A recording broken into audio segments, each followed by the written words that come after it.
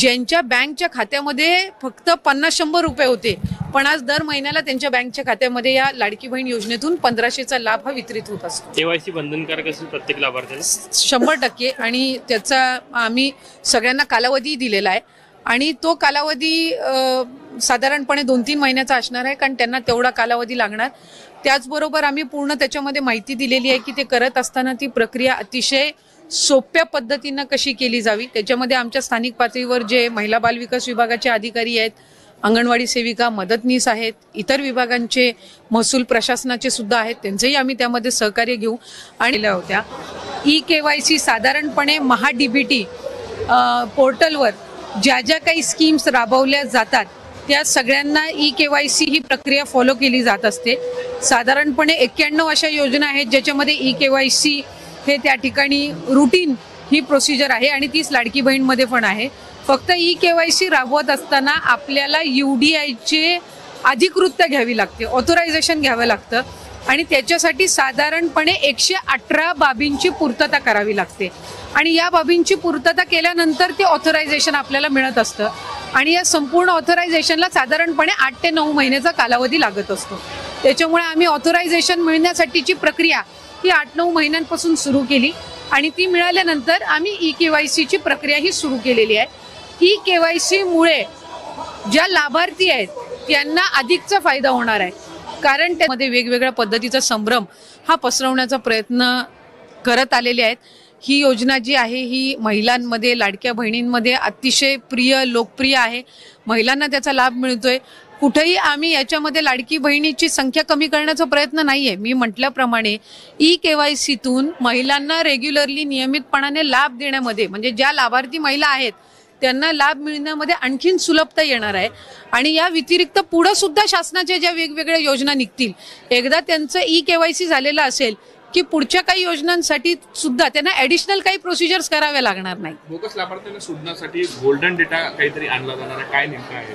नाही, मी तर हे पहिल्यांदाच ऐकते। खरं तर आम्हाला वेगवेगळ्या विभागांकडनं, आम्ही स्वतःच विभाग म्हणून वेगवेगळ्या विभागांना पत्र दिलेलं आहे की त्यांच्याकडे असणारा जो डेटा आहे तो त्यांनी आमच्या विभागाला द्यावा। जसं डिसेंबर अखेरीस जानेवारी महिन्यामध्ये आम्हाला कृषी विभागाकडून नमो शेतकरीचा डेटा मिळाला, तो आम्ही इंटिग्रेट केला आणि त्यानुसार लाभार्थी जे आहेत त्यांना 500 रुपये लाडकी बहीणमधून आणि 1000 नमो शेतकरीतून मिळतात। परिवहन विभागाकडून आम्हाला डेटा मिळाला, इन्कम टॅक्सचा डेटा आहे किंवा माहिती व तंत्रज्ञानचा डेटा आहे, हा आम्हीच महिला व बालविकास विभागानेच इतर विभागांकडनं मागितलेला आहे। अन्न व नागरी विभागाकडनं, पुरवठा विभागाकडनं आम्हाला पिवळा आणि केशरी रेशन कार्ड धारकांचा डेटा त्या ठिकाणी मिळाला, कारण एक विभाग म्हणून दुसऱ्या विभागाचा डेटा ॲक्सेस हा कधीही नसतो, तो आपल्याला त्यांच्याकडनं विनंती करून मागवावा लागत असतो आणि त्यानुसार आपल्याला तो इंटिग्रेट करावा लागतो। त्यामुळे त्यानुसार ही संबंध प्रक्रिया ही सुरू आहे। मला आपल्या माध्यमातून आणखीन एक गोष्ट लाडक्या बहिणींच्या आणि राज्याच्या जनतेच्या समोर पण आणायची आहे। लाडकी बहीण योजना आणायच्या आधी जवळपास, म्हणजे आता जे काही 2-2.5 कोटी लाभार्थी आहेत याच्यापैकी 50 लाख पेक्षा तर महाराष्ट्र सरकारनं दिवाळीच्या निमित्तानं लाडकी बहीण योजनेसाठी पात्र असलेल्या महिलांना बोनस देण्याचं जाहीर केलंय।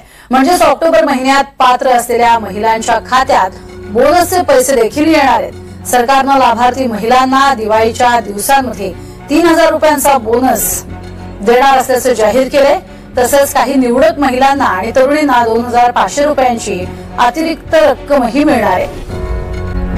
2,20,00,000 बहिणींच्या खात्यामध्ये पैसे पोचले आणि आमच्या समोर थोडी चिंता होती।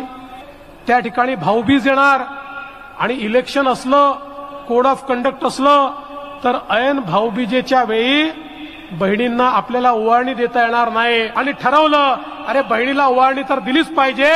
मग नोव्हेंबरचे पैसे ऍडव्हान्स मध्ये ऑक्टोबर मध्येच बहिणींच्या खात्यामध्ये त्या ठिकाणी आपण जमा केले आणि बहिणींना ओवाळणी आपण त्या ठिकाणी दिली। खरं म्हणजे दादांनी सांगितलंय खरं आहे, या लोकांची नियत खराब आहे।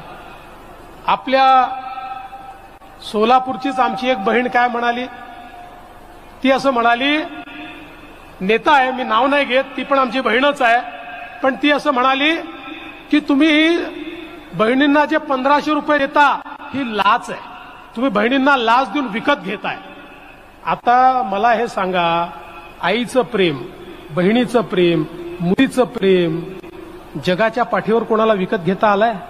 अरे प्रत्यक्ष ब्रह्मदेव उतरला तरी या प्रेमाचं मोल तो करू शकत नाही. जगातली सगळी संपत्ती दिली तरी देखील प्रेम कधी विकत घेता येत नाही.